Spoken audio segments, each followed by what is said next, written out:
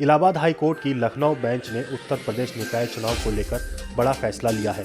Court ने शहरी स्थानीय निकाय चुनावों पर राज्य सरकार की मसौदा अधिसूचना को रद्द कर दिया है और ओबीसी के लिए आरक्षण के बिना चुनाव कराने का आदेश दिया है। यह फैसला जस्टिस DK उपाध्याय और जस्टिस सौरव लावन्या की खंडपीठ ने दिया है। हाई कोर्ट के फैसले के बाद ओबीसी के लिए आरक्षित सभी सीटें अब जनरल मानी जाएंगी।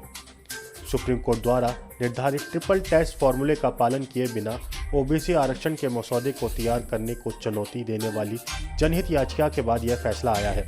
उत्तर प्रदेश सरकार पर आरोप था कि शीर्ष अदालत के स्पष्ट दिशा निर्देश के बावजूद राज्य सरकार ने बिना ट्रिपल टेस्ट के 5 दिसंबर 2022 को ड्राफ्ट नोटिफिकेशन जारी किया, जिसमें ओबीसी के लिए आरक्षित सीटों को भी शामिल किया गया था। हाई कोर्ट की लखनऊ बेंच ने यूपी सरकार को झटका देते हुए निकाय चुनाव के लिए 5 दिसंबर को जारी ड्राफ्ट नोटिफिकेशन को खारिज कर दिया। इसके साथ ही राज्य सरकार को बगैर आरक्षण निकाय चुनाव कराने का आदेश दिया है। अदालत का कहना है कि जब तक सुप्रीम कोर्ट की तरफ से निर्धारित ट्रिपल टेस्ट न हो तब तक आरक्षण नहीं माना जाएगा। हाई कोर्ट ने 2017 के ओबीसी रैपिड सर्वे को नकार दिया है, जिसको लेकर उत्तर प्रदेश सरकार ने इलाहाबाद उच्च न्यायालय में बताया था कि वह शहरी निकाय चुनाव में ओबीसी आरक्षण प्रदान करने के लिए सुप्रीम कोर्ट द्वारा सुझाए गए ट्रिपल टेस्ट फॉर्मूले का पालन कर रही है। लेकिन कोर्ट ने कहा कि प्रथम दृष्टि से प्रतीत होता है कि सरकार ने ओबीसी कोटे का आरक्षण तय करने में सुप्रीम कोर्ट द्वारा दिए गए ट्रिपल टेस्ट फॉर्मूले का अनुपालन नहीं किया है। सुप्रीम कोर्ट ने कहा था कि ट्रिपल टेस्ट फॉर्मूले के मुताबिक राज्य को एक कमीशन बनाना होगा जो अन्य पिछड़े वर्ग की स्थिति पर अपने रिपोर्ट देगा, जिसके आधार पर आरक्षण लागू होगा। आरक्षण देने के लिए ट्रिपल टेस्ट यानी 3 स्तर में मानक रखे जाएंगे, जिसे ट्रिपल टेस्ट फॉर्मूला कहा गया है।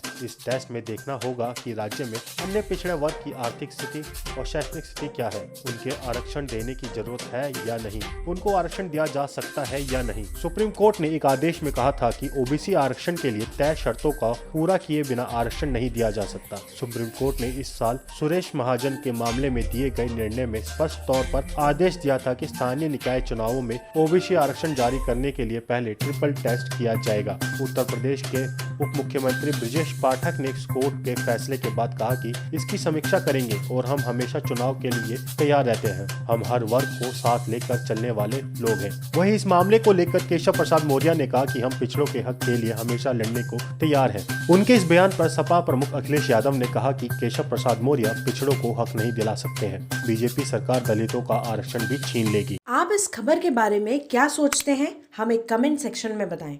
साथ ही ब्रह्मास्त्र न्यूज को सब्सक्राइब और शेयर भी जरूर करें।